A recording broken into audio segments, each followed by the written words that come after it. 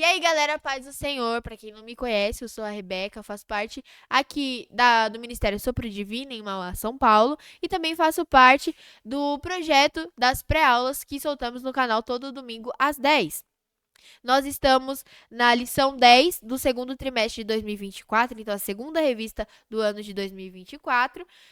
A temática da revista é o padrão bíblico para a vida cristã, caminhando segundo os ensinos das Sagradas Escrituras. Hoje nós já estamos na lição 10, então estamos aí quase finalizando um trimestre, e hoje nós vamos falar sobre a realidade bíblica do Senhor Jesus Cristo. Com isso, eu já passo para o textuário que está lá em Mateus, capítulo 1, versículo 21, que diz o seguinte: E ela dará à luz um filho e lhe porás o nome de Jesus, porque ele salvará o seu povo dos seus pecados. O resumo da lição diz o seguinte: o Senhor Jesus Cristo é o Deus Filho, e somente o seu sacrifício na cruz pode perdoar pecados. Os objetivos da aula de hoje é mostrar quem foi Jesus Cristo, saber o que os homens diziam ser Jesus e conscientizar de que Jesus Cristo, o Filho de Deus, é único.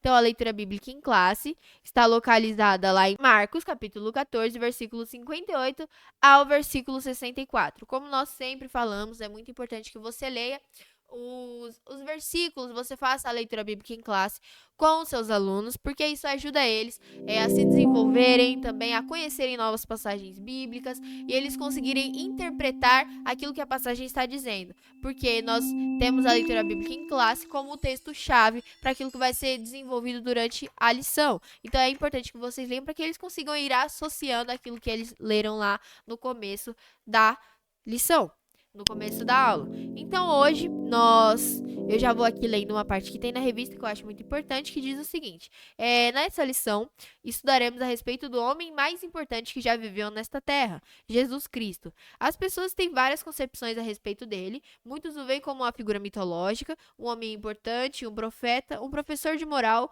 um mártir, e não faltam conceitos errados a respeito de Jesus. Mas nós sabemos que o próprio Jesus, ele perguntou aos seus discípulos: e vós, quem dizeis que eu sou? Será que até seus discípulos tinham uma visão equivocada dele?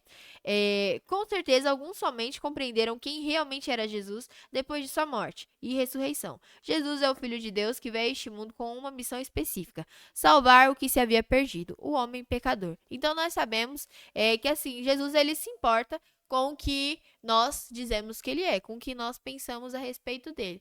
E hoje nós vamos tentar aí falar um pouquinho sobre isso. Aqui eu já passo para a introdução, que diz o seguinte: o mundo que vivemos vem passando por inúmeras transformações no comportamento e no pensamento das pessoas. Dentro dessa perspectiva, a percepção que se tem hoje acerca de Jesus vem sendo distorcida pelo pensamento humano a ponto de considerarem ele um grande mestre moral, um judeu ilustre, um defensor das causas sociais ou um louco, mas não Messias o Salvador. Contudo, o que a Bíblia afirma a respeito de Jesus e o que isso afeta a nossa vida é o que vamos estudar nessa lição. Então, aqui o primeiro tópico vem tratando sobre quem foi Jesus. Então, o primeiro subtópico vem dizendo: ele estava com Deus. Então, aqui a intenção desse tópico é dizer realmente quem foi Jesus e da onde ele surgiu.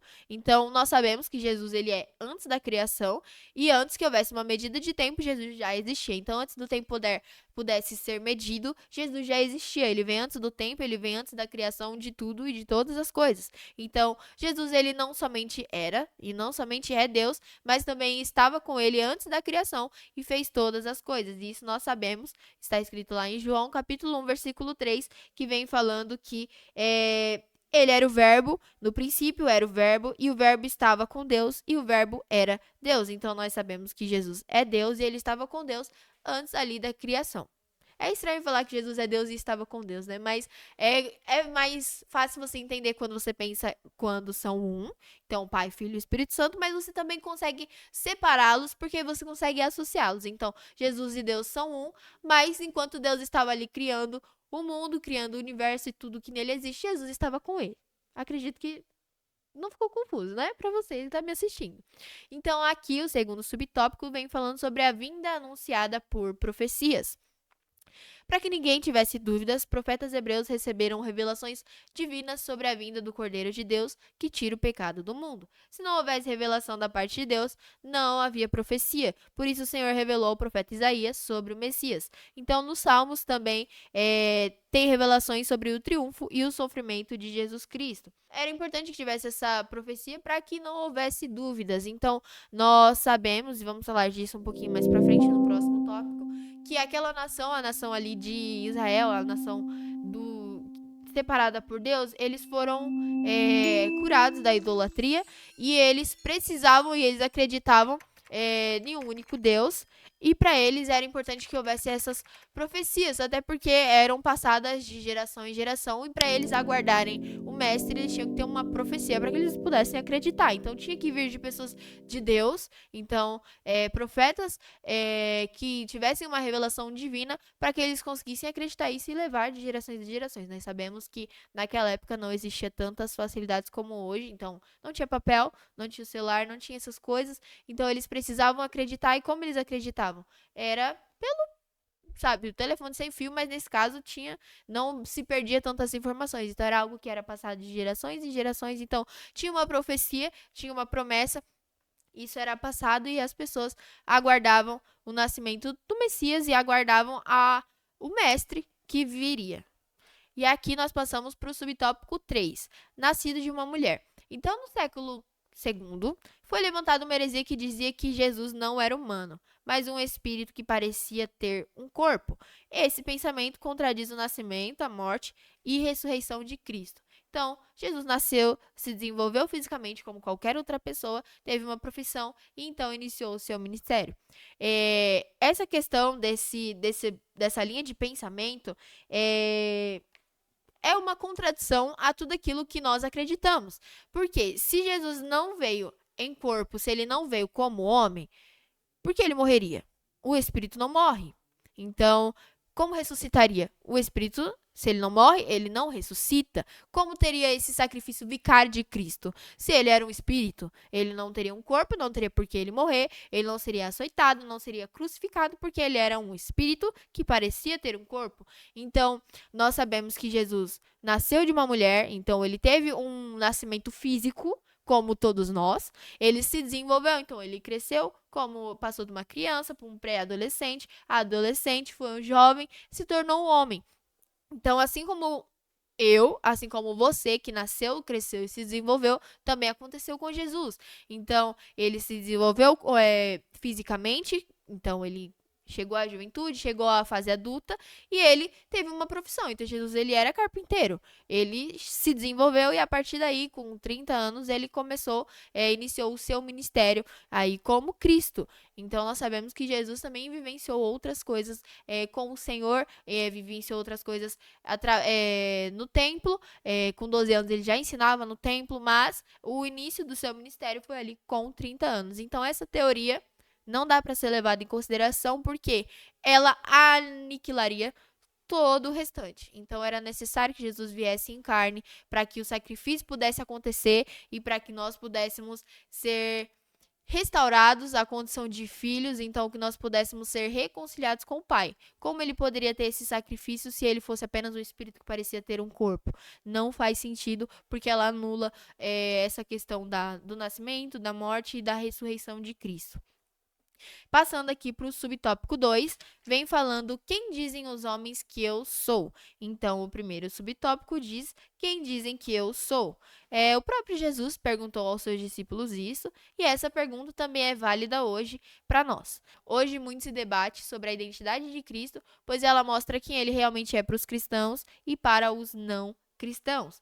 Então, é até um pouco legal falar sobre isso, porque é uma das minhas passagens favoritas da Bíblia, quando Jesus pergunta para os discípulos quem eles dizem que Jesus era. Porque você para pensar, são ali homens que andam com você, caminham com você, testemunham aquilo que você faz, e o que eles pensam de você, eu acho que isso é importante. Nós ontem tivemos, hoje eu tô gravando numa sexta, esse vídeo vai ser no domingo, mas na quinta-feira, feriado, nós tivemos um evento com jovens aqui e estava trabalhando essa questão de identidade. E aí nós tivemos uma gincana onde nós tínhamos que falar qualidades da pessoa que estava sentada ao nosso lado. E eu acho que, assim, todos nós vai chegar um ponto que nós queremos saber o que as pessoas que estão conosco pensam de nós. Então, olha, eu sou muito chato, eu sou muito isso, eu tenho. Quais são as minhas qualidades? De uma forma que você veja o que a outra pessoa pensa de você, sem ser aquilo que apenas você pensa. E Jesus, eu acredito que isso também fazia parte ali. E foi por isso que ele perguntou isso, justamente por isso. Para saber o que aqueles que andavam com ele pensavam sobre ele. Por quê? A multidão, a gente sabe que tinha uma opinião. E ele pergunta, o que eles dizem que eu sou? Eles falam o que eles diziam que Jesus era, que a multidão dizia. Mas Jesus, ele queria saber o que os discípulos, porque os discípulos estavam ali convivendo com ele.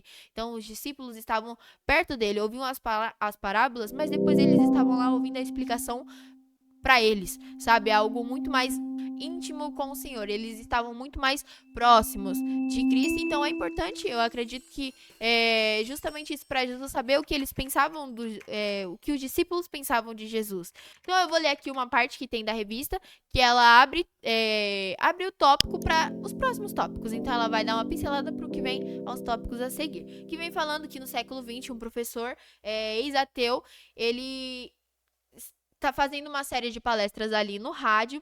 Ele desafiou os ouvintes a pensarem acerca de Jesus e de suas declarações. Então, ele deu 3 opções para esses ouvintes, com base no que Jesus disse e fez nos evangelhos. Então, quais são as opções que esse professor, que era Clive Staples Lewis, que é C.S. Lewis, acredito que grande parte dos cristãos o conheçam, ele deu 3 opções para que as pessoas pensassem e refletissem sobre o Cristo. Que Jesus poderia ser o louco, um mentiroso, ou que ele estava falando a verdade e realmente era Deus. Então, aqui com esse gancho aberto no subtópico 1, já entro no subtópico 2. Jesus era um louco? Então, essa foi uma das opções que C.S. Lewis deu ali para os seus ouvintes pensarem acerca de Jesus. Essa foi a primeira possibilidade levantada acerca de Cristo, de que ele não era um homem de juízo perfeito.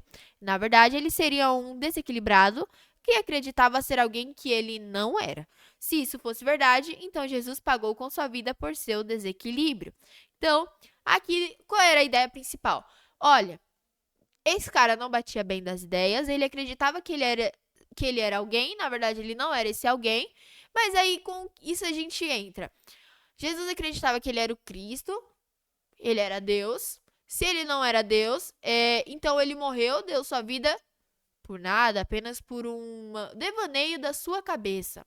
E aí aqui, se você observa os evangelhos, você vê as características de Jesus e você vê que ele era um homem equilibrado, um homem paciente, um homem firme. Logo, essa não é uma possibilidade real. Então, quantas vezes ali nos evangelhos a gente vê, principalmente com Pedro, Jesus trabalhando essas questões, e não tem como dizer que Jesus era um desequilibrado, um louco, alguém que se deixava levar por devaneios, já que ele justamente trabalhava essa questão do desequilíbrio das pessoas, porque ele era um cara equilibrado. Então aqui nós já sabemos que Jesus ele não era um louco, ele não acreditava num devaneio que dizia que ele era alguém e ele não era esse alguém, porque se esse devaneio fosse real, então não faria sentido nada. Então ele teria morrido por nada, porque ele não era quem ele pensava que ele era. Hoje nós não valeria a pena isso que nós estamos fazendo. Então, aqui é uma teoria que descartada. Então, Jesus ele não era um louco, ele não era um desequilibrado, na verdade ele era um homem de juízo totalmente perfeito, muito mais ajuizado do que qualquer um de nós podemos pensar que somos ou até um dia que nós tentemos ser. Então, Jesus, ele era um homem equilibrado, paciente e firme, e essa possibilidade não é real. Com isso, vamos para o terceiro subtópico, um mentiroso. Então, essa era a segunda hipótese de que Jesus enganava os seus ouvintes. Então, se essa hipótese fosse verdade, Jesus foi um grande ator, já que ele, tecnicamente falando, teria enganado muita gente, já que a multidão que seguia Jesus era muito grande. Então, a contagem era feita por homens. Então, você pensa, uma multidão de 5.000 homens, pense, cada um deles tem uma esposa, com essa esposa vem filhos e filhos e filhos. Imagine quantas pessoas não seguiam a Jesus e quantas pessoas não estavam ali com ele. Então, ele seria um ótimo ator, porque ele teria enganado muitas pessoas. Até porque não dá para enganar tantas pessoas por tanto tempo. Se Jesus levasse uma vida de mentiras, logo ele seria descoberto. Pensa comigo. Milhares de milhares de milhares de pessoas seguindo Jesus. Quando uma pessoa veste uma máscara daquilo que ela não é, então ela começa a viver uma mentira, logo alguém descobre. Por quê? Ninguém consegue sustentar uma máscara por muito tempo. Uma hora você vai falhar, uma hora você vai dar uma pisada de bola e a pessoa vai falar, então você não é isso que você tá fingindo ser. E aí isso vira o efeito cascata, porque um conta pra outro, que conta pra outro, que conta pra outro, que conta pra outro.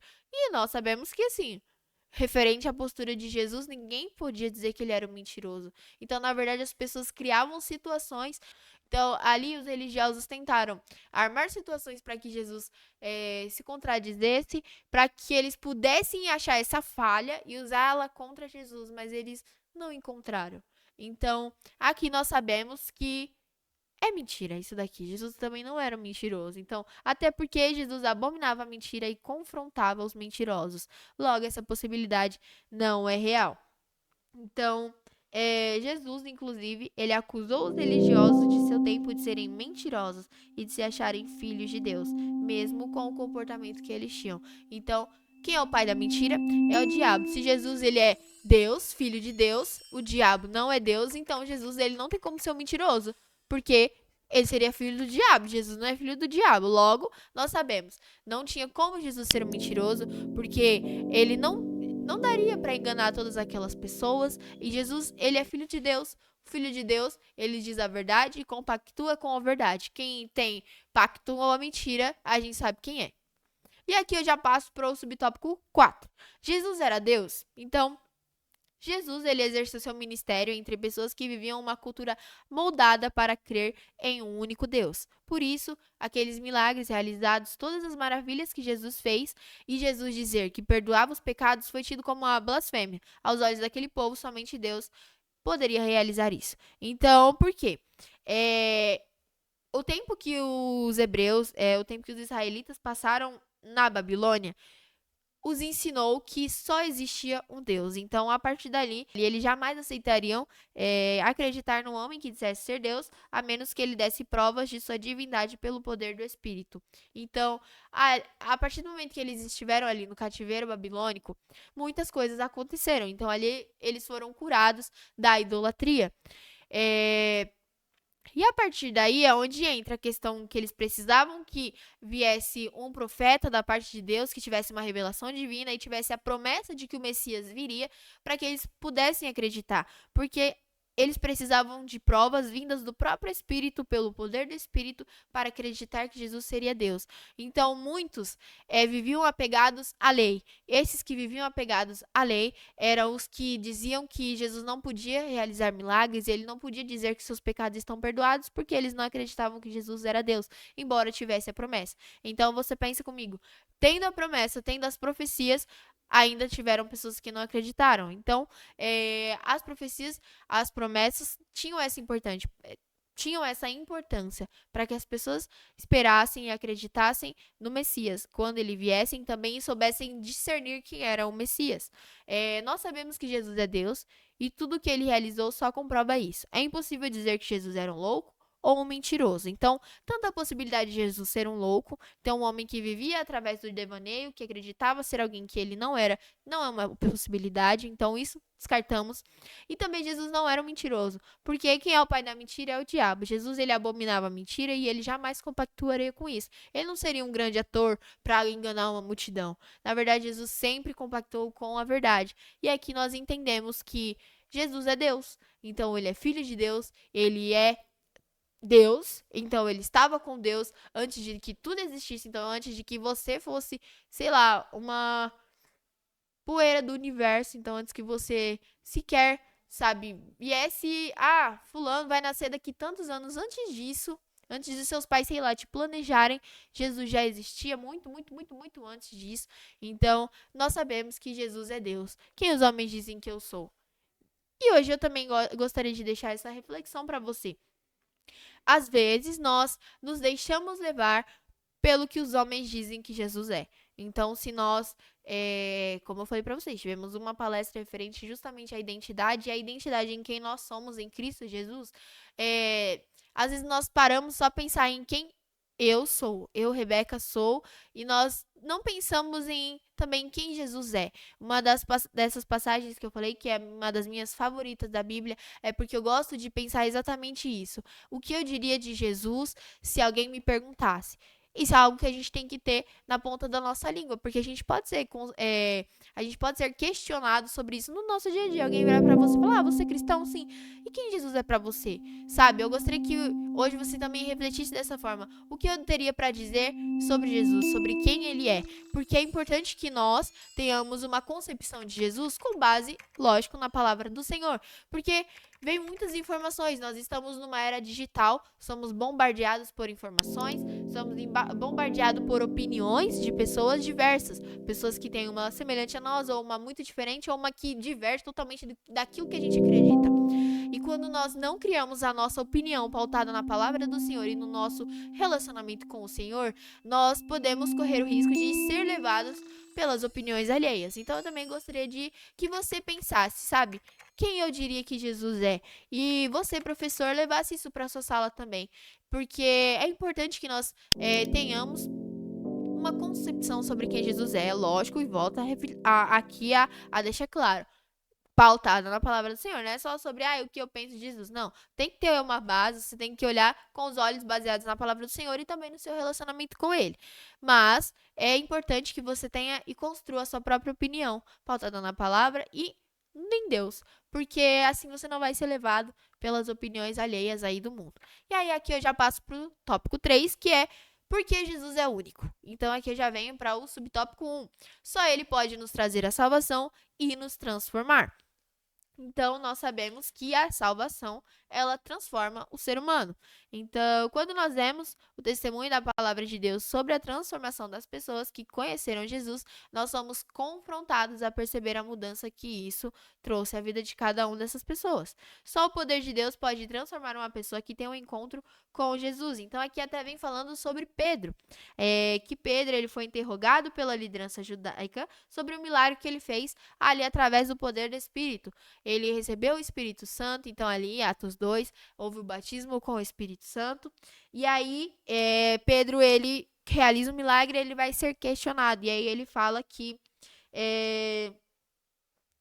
falou que, ali naquele momento, quando ele é questionado, ele fala sobre Jesus, que eles crucificaram e que havia sido honrado por Deus. Então, Pedro, ele foi uma pessoa, eu acho que nós sempre pensamos em alguém que foi transformado pelo poder de Deus, foi salvo após conhecer Jesus, é Pedro. Eu acho que é um dos maiores exemplos. E aí aqui também vem falando, né, que Pedro foi um pescador da Galileia, seguidor de Jesus e por amor foi transformado em um líder cheio do poder de Deus em Jerusalém. E aqui também traz o exemplo de Paulo. Paulo, antes perseguidor dos seguidores de Jesus, tornou-se apóstolo dos gentios. Então, a salvação, através da salvação, todos nós somos transformados. E não só exemplos bíblicos, é claro que temos que sempre estar à luz da Bíblia, olhando ali as transformações que aconteceram e que são citadas na palavra do Senhor, mas eu acredito que se você que assiste esse vídeo também olhar para os irmãos que estão do seu lado, cultuando com você, e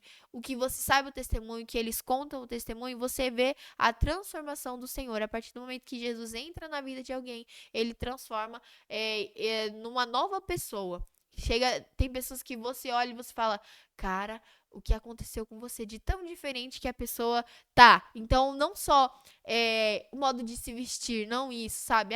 Agora você se veste igual Cristo, não. Mas a feição da pessoa muda, o rosto da pessoa muda, a pessoa é trabalhada, o caráter é trabalhado. Então, a salvação, ela transforma a pessoa de uma forma totalmente descomunal, que para nós é até estranho pensar sobre isso.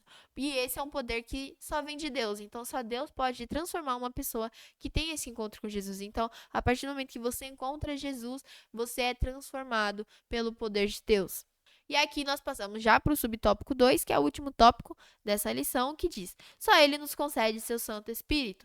Então, Jesus, ele sabia que a nossa luta seria dificultosa. Então, a nossa luta contra o pecado, contra as forças espirituais, Nossa luta diária não seria fácil e ele sabia que era necessário um poder maior para que nós pudéssemos resistir às tentações e ao pecado. Por isso que ele nos concedeu o Espírito Santo. Então, através do Espírito Santo, nós somos guiados continuamente a testemunhar de Jesus e de seu poder. Então, por mais que tudo pareça muito difícil, com o auxílio do Espírito Santo, nós conseguimos perseverar e conseguimos falar de Jesus, conseguimos ser testemunhar sobre ele, conseguimos permanecer firmes a ele, porque é uma força que vem do Senhor, uma força muito maior do que nós, então algo dado por Deus mesmo. Então ele fala que não nos deixaria órfão, ele nos enviaria o Consolador e ele enviou o Consolador, ele está aqui, ele está conosco a cada dia nos ajudando a perseverar e sermos firmes a Deus, a palavra do Senhor, sermos firmes no nosso relacionamento com ele. Então, embora um dia possa parecer muito difícil para você, mas lembre-se, você tem o Consolador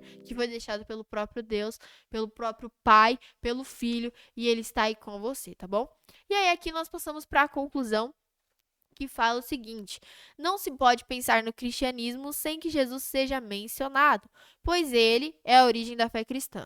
E o nosso destino eterno repousa sobre o que cremos acerca de Jesus Cristo e de sua obra na cruz, e de como agimos diante do que ele disse.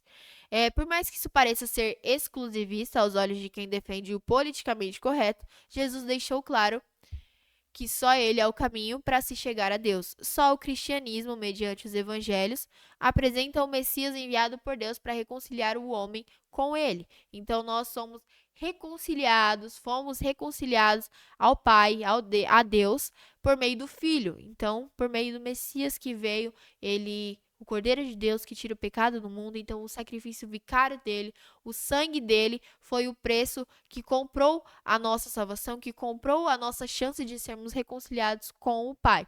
Então, sem Jesus, nada disso teria acontecido. Então, a união do Pai, do Filho e do Espírito Santo é imprescindível para as nossas vidas. Quando nós entendemos isso, entendemos que são um e que cada um também desempenha um papel diferente na nossa vida. Embora isso seja um pouquinho até você conseguir compreender isso, é algo que transforma o nosso ser, transforma o nosso caráter e nos auxilia na nossa vida cotidiana a resistir, a não ceder e a perseverar na fé com Deus. Eu espero que essa lição tenha te auxiliado, você professor, você aluno que assiste, ou você um dos nossos ouvintes de sempre, os que nos acompanham, que Deus os abençoe, que dão seus feedbacks, seja pessoalmente aqui na igreja, ou sei lá, virtualmente nos comentários, pelo WhatsApp. Que Deus abençoe a cada um de vocês que nos assiste. Não esqueça de curtir, de deixar seu comentário, de compartilhar os nossos vídeos, para que mais pessoas sejam alcançadas, mais pessoas também possam ter acesso à palavra do Senhor. Não só as pré-aulas, mas as pregações. A cada um dos vídeos que saem nesse canal é feito com muito carinho e muito zelo aos nossos ouvintes, para que vocês também possam ser impactados pela palavra do Senhor. Eu espero que essa aula tenha sido proveitosa para vocês. É isso e tchau, tchau!